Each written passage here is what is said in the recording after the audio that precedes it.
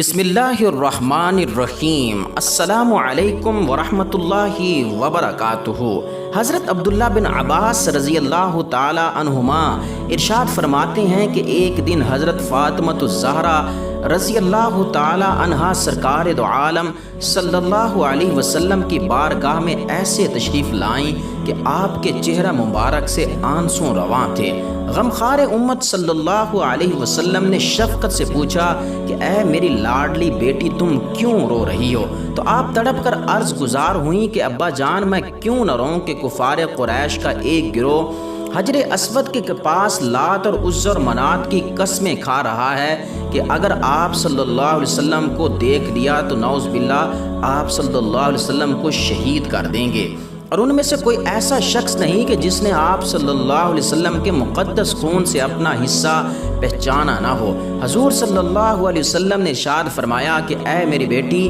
میرے پاس وضو کا برتن لے کر آؤ۔ چنانچہ آپ صلی اللہ علیہ وسلم نے وضو فرمایا اور مسجد کی طرف تشریف لے گئے۔ جب کفار قریش نے رسول اللہ صلی اللہ علیہ وسلم کو دیکھا تو بول اٹھی کہ یہ رہے وہ، پھر ان کے سر جھک گئے اور ان کی تھوڑیاں ان کے سامنے ساقط ہو گئیں، یہ اپنی آنکھیں تک نہ اٹھا سکے۔ رسول اللہ صلی اللہ علیہ وسلم نے ایک مٹھی میں مٹی لے کر ان پر ماری اور ارشاد فرمایا کہ شہاب الوجود، تو ان کے چہرے بگڑ گئے۔ تو جس شخص کو ان میں سے کوئی کنکری لگی وہ بدر کے دن حالت کفر میں قتل کر دیا گیا۔ حضرت عبداللہ بن مسعود رضی اللہ تعالیٰ عنہ فرماتے ہیں کہ ایک مرتبہ حضور اکرم صلی اللہ علیہ وسلم حرم کعبہ میں نماز پڑھ رہے تھے کہ بین حالت نماز میں ابو جہل نے کہا کہ کوئی ہے جو فلاں قبیلے کے ذبح کیے ہوئے اونٹ کا گوبر، خون اور بچہ دانی لا کر سجدے کی حالت میں نعوذ باللہ آپ کے کندھوں پر رکھ دے۔ چنانچہ وہ غلیظ چیزیں لا کر حضور صلی اللہ علیہ وسلم کے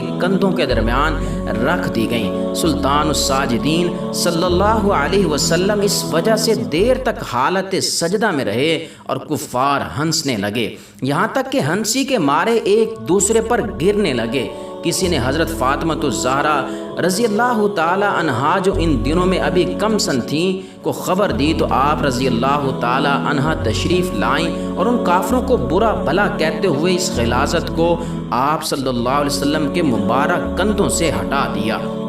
حضور صلی اللہ علیہ وسلم کے قلب مبارک پر قریش کی اس شرارت سے انتہائی صدمہ گزرا اور نماز سے فارغ ہو کر 3 مرتبہ آپ نے یہ دعا مانگی کہ اللہم علیک بقریش، یعنی اے اللہ تو قریش کو اپنی گرفت میں پکڑ۔ پھر ابو جہل، عتبہ بن ربیعہ، شیبہ بن ربیعہ، ولید بن عتبہ، امیہ بن خلف اور عقبہ بن ابی معیط، عمارہ بن ولید کا نام لے کر دعا مانگی کہ اے الہی تو ان لوگوں کو اپنی گرفت میں لے لے۔ حضرت عبداللہ بن مسعود فرماتے ہیں کہ خدا کی قسم میں نے ان سب کافروں کو جنگ بدر کے دن دیکھا کہ ان لاشیں زمین پر پڑی ہوئی ہیں، پھر ان سب کفار کی لاشوں کو نہایت ذلت کے ساتھ گھسیٹ کر بدر کے ایک گڑھے میں ڈال دیا گیا، اور حضور صلی اللہ علیہ وسلم نے ارشاد فرمایا کہ ان گڑھے والوں پر خدا کی لعنت ہے۔ حضرت ابو ثعلب خشنی رضی اللہ تعالی عنہ فرماتے ہیں کہ حضور اقدس صلی اللہ علیہ وسلم ایک مرتبہ